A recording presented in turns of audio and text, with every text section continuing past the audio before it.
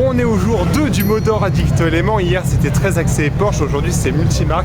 Et je peux vous dire que cette journée va être folle. Évidemment on attend les Bugatti pour les sortants de la Bugatti Type 35. Et on a un line-up de fou déjà. Voilà, Performante, GT3, Exige, il y a une Pista quelque part, une très jolie Supra. Bref, encore une très belle journée qui s'annonce. Qu'est-ce que j'aime cette R35 V6 japonais 430 Scud, on est vraiment sur les V8 à l'ancienne. C'est tellement beau à voir.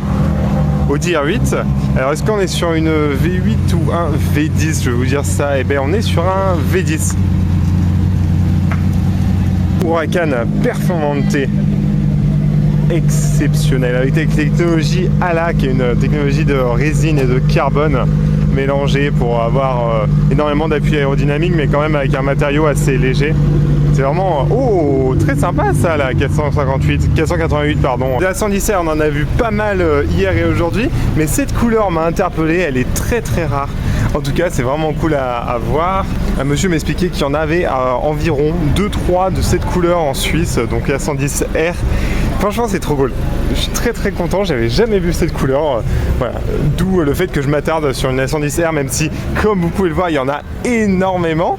Et entre les Alpines et les Renault, il y en a une petite qui s'est perdue, une petite Baby P1, petite P1, du coup une 650S. C'était le modèle qui devait en fait s'intercaler entre la MP412C qui était un peu l'entrée de gamme de chez McLaren et la P1 qui était vraiment la supercar, le Graal de chez McLaren. Donc c'est une MP412C en gros en mieux, en plus aérodynamique, en plus confortable si vous voulez. Même si la MP412C c'est vraiment une voiture qui est hyper bien née, vraiment un McLaren pour moi. En si peu de temps ils ont fait des choses exceptionnelles. J'adore cette marque. Et là une A110R Le Mans, là aussi on va s'y attarder un petit peu parce que là c'est une édition limitée. Alors je me rappelle plus à combien d'exemplaires, est-ce que c'est 110 puisqu'ils aiment bien aligner 110 ou faire des dates historiques. Alors ça va peut-être la date historique où ils ont gagné au Mans, je ne sais pas. Je vous mettrai ça. Là vous avez une Speedster avec le logo du Yachting Club de Monaco. Elle est incroyable. Elle a été refaite avec les jantes Fuchs. Oh là là, elle est incroyable. Elle a été refaite à neuf. Elle est vraiment dans un état impeccable. Et là on se rend compte vraiment du côté anguleux, vraiment les hanches qui dépassent, vraiment un type un peu turbo, mais en version Speedster, version les cheveux au vent, ça c'est exceptionnel aussi. Bon, on est 992 GT3 RS, il y en a quelques-unes sur l'ensemble, je vais m'y attarder juste pour la configuration. Voilà, je la trouve hyper originale, très jolie, c'est un peu en vert mentalo, c'est cool, mais ça 993 GT, oh là là, je suis trop content de l'avoir parce que, alors je sais pas si c'est une réplique ou c'est vraiment la vraie.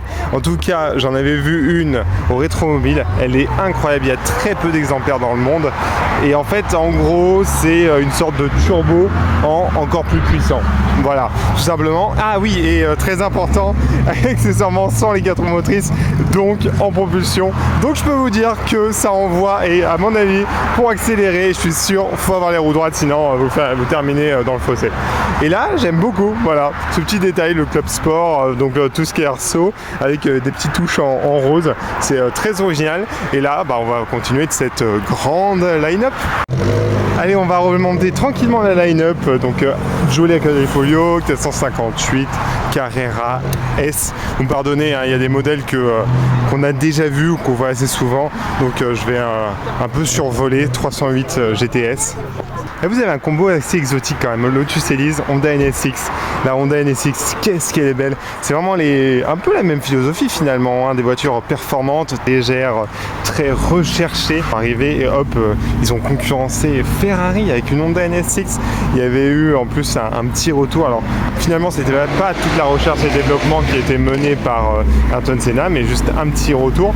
Mais quand même, voilà, il a mis entre guillemets sa patte avec une ligne quand même intemporelle. Elle est incroyable.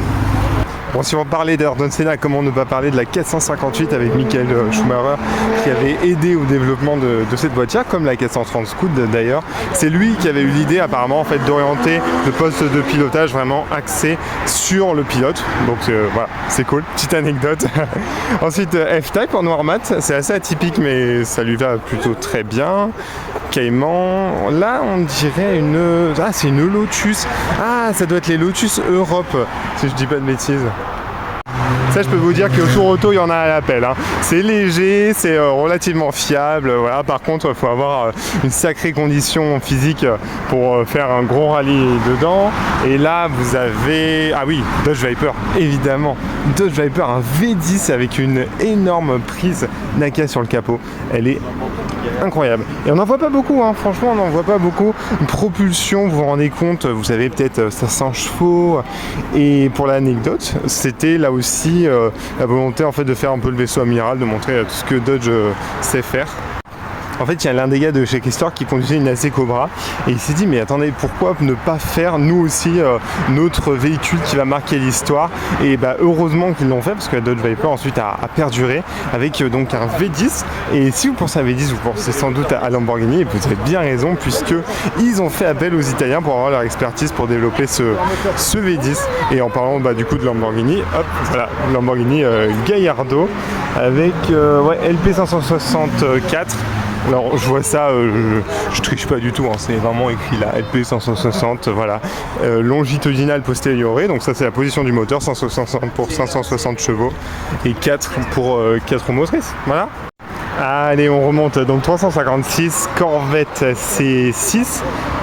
Oh, 60 ans, ça doit être une petite édition limitée, 991 Carrera, 991, là aussi une phase 1, mais GT3 RS, tiens on va s'y attarder un petit peu, ça c'est quand même beau, et on est sur une phase 1 puisque les feux ne sont pas creusés à l'arrière, voilà.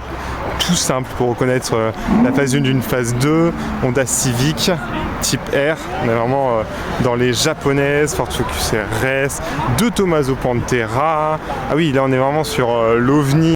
En fait, je discutais avec le propriétaire, il me disait c'est sur une base de coccinelle.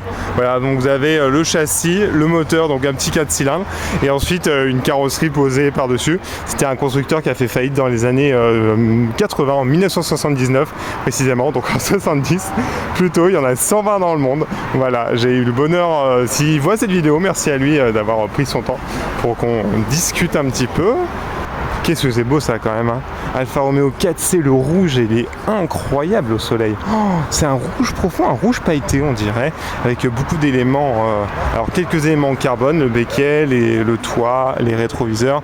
Là ça fait effet carbone mais ce n'est pas du carbone, c'est un gris anthracite mais qui fait très bien l'effet, voilà. Là vous avez une hélice, il y a une IHDR là-bas, voilà, Lancer Evolution, F-Type, Audi R8, etc. F430. Alors qu'une Pista arrive, une Italia qui arrive et une GT3. Bon bah voilà, je vous parlais d'une cinquantaine de Bugatti type 35, je vous ai pas menti, il y en a une flopée, des 35, des 51, etc. Des voitures de course, plus de grand tourisme, des configurations un peu atypiques aussi.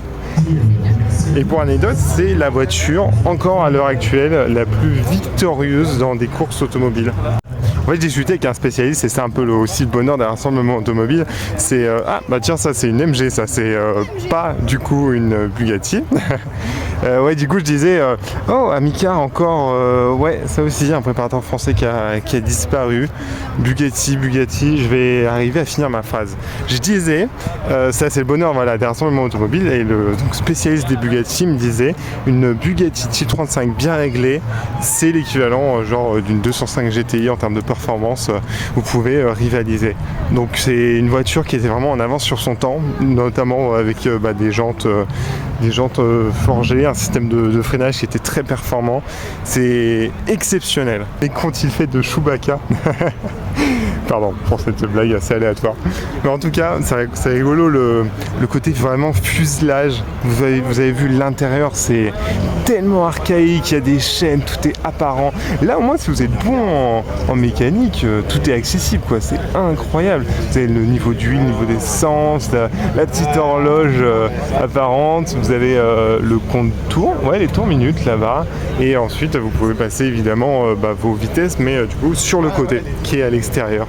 Elle est incroyable, elle est dans son jus, celle-là en rouge bordeaux. Même à l'époque, alors je sais pas si elles ont été repeintes ou elles ont été refaites, en tout cas, c'est d'origine, même à l'époque, ils avaient quand même le goût de l'esthétique. effectivement, c'est voilà, toutes ces voitures d'avant-guerre. C'est vraiment des carrosseries qu'on fera plus, hein, le côté vraiment chrome, énormément de métal. Ferrari 360 Modena et là quand même 600 LT. Alors, en hommage à la McLaren F1 LT qui était donc une McLaren F1 qui était un petit peu allongée pour être plus aérodynamique, et donc ce fameux LT qu'on trouve sur la 600 LT, sur la 675 LT, sur la 765 LT. C'est vraiment les versions les plus extrêmes. Alors on va avoir le petit démarrage de la Ferrari 360 Modena.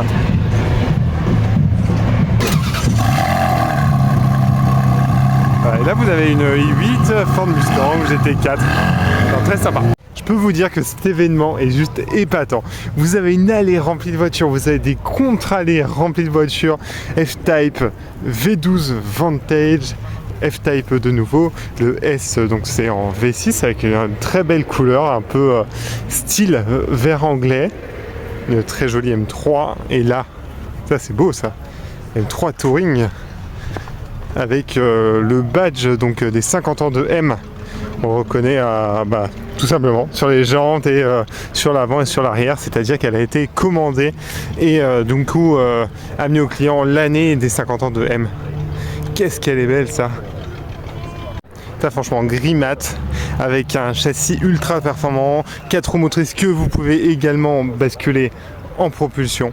C'est vraiment incroyable. La M3 Touring en plus c'était vraiment un modèle que les fans de chez BMW attendaient, hein. Il y avait eu juste un ou ensuite ils avaient très très longtemps attendu.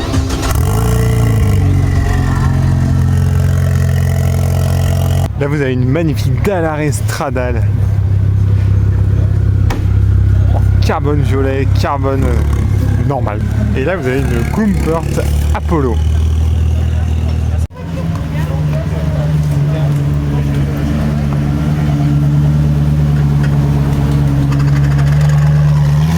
Allez, on continue le car spotting avec une Lamborghini Diablo, qui était tout simplement l'évolution de la Countach. Ça sonne vraiment bien pour un 4 cylindres, c'est fou, hein. Et ouais, du coup, il disait, ouais, on s'est calmé, on va se calmer, on a dépensé une fortune pour acheter Lamborghini, donc ça sera une simple évolution de la Countach. Et là, vous avez une AMG GTR en cabriolet. Alors, une AMG GTR, déjà, c'est pas très commun, mais en cabriolet, c'est encore plus exclusif. C'est en gros une AMG GTR, c'est plus puissant, plus de couple, un châssis retravaillé, plus d'aérodynamisme, plus affûté, avec deux séries des Pilote Sport Cup 2. Ça, c'est des super bons pneus, en même temps Michelin évidemment. Et en fait, c'est un châssis qui peut se permettre d'être performant, mais aussi très joueur si on lui demande. Et c'est le côté un peu V8 biturbo, vraiment dragster, qui va vous pousser, qui a du couple. Ça, c'est excellent. Elle est magnifique. Alors, c'est vrai que la coupée a une très belle ligne, là, avec la capote en toile, ça casse un petit peu cette ligne. Mais franchement, la MG GTR, une voiture super sportive, les chevaux au vent, que demander de mieux. Vous avez la Tour de Corse qui revient juste là, suivie de très très près par une Audi R8 V10. C'est quand même exceptionnel. Des voitures qui ont 100 ans, des voitures d'avant-guerre, de les voir aussi fiables finalement, aussi performantes pour faire un rallye aussi long. Oh, Honda NSX, enfin Acura NSX en l'occurrence, la marque un petit peu plus haut de gamme pour Honda. Oh là là, qu'est-ce que c'est beau ça! Heureusement, ça souffre forcément d'une concurrence par rapport à Ferrari ou Porsche, puisque pour le même prix, les gens préfèrent mettre l'argent, on va dire, dans un blason un petit peu plus mythique, même si c'est une excellente voiture et Honda a apporté énormément à l'automobile, et surtout la NSX. Voilà, c'est une voiture un petit peu... c'est dommage, voilà. On n'en croise pas assez. 4C Pista, et là on a une 430 Scuderia, le V8 Atmo. Je sais pas trop dans quel ordre ça sera la vidéo, mais je parlais de la 458 Italia où Michael Schumacher avait aidé au développement, surtout pour la partie intérieure. Et là, il avait aidé, c'est lui qui avait eu l'idée de faire une suspension réglable. Voilà, c'est la Challenge Stradale, je suis vraiment fan. Là, c'est la même chose mais en mieux, en plus performante, plus aérodynamique, plus confortable si on l'utilise pas comme un bourrin. En fait, c'est la même en mieux. Après, ça va être une question de goût et couleur au niveau de l'esthétique, etc. Mais je pense que sur le marché, je vais vérifier, mais je pense qu'elles sont quasi similaires en termes de prix. Mais du coup, dites-moi ce que vous prendriez, vous, une 430 Scud ou une Challenge Stradale. Alors je vais faire mon outro puisque je pense avoir fait le tour de l'événement sur cette magnifique 997 GT3 RS boîte méca. On est vraiment sur les puristes avec cette partie d'aération, en tout cas les anciennes générations. C'est vraiment le compromis entre l'électronique qui est arrivée un petit peu sur les générations suivantes et la pureté du sport automobile encore. Elle est exceptionnelle. Vous avez un Flatis 4 litres dedans. New Vantage dans ce bleu nuit. Je suis passé à côté parce qu'il y avait toutes les voitures jaunes, oranges, etc. Du coup elle est assez discrète mais très élégante à l'image d'une Aston Martin, j'ai envie de vous dire, et très sportif aussi. Vous avez quand même cette mythique calandre qu'on a depuis la DB1, et aujourd'hui Aston Martin ce sont des GT mais avec un bon penchant, un très très bon penchant pour le côté sportif, et avec enfin un intérieur digne de ce nom depuis l'arrivée de la nouvelle DB12 et avec cette New Vantage, voilà, de la technologie nécessaire, etc. Elle est magnifique et moi j'adore cette sorte de DuckTale. Ça, heureusement ils n'ont pas changé, mais je n'aurais quand même pas oublié encore une fois de faire l'outro. Eh ben si, bon, je suis désolé. Mais je vous laisse avec des superbes images de la partie 1 que je vous invite à aller voir. Bisous bisous.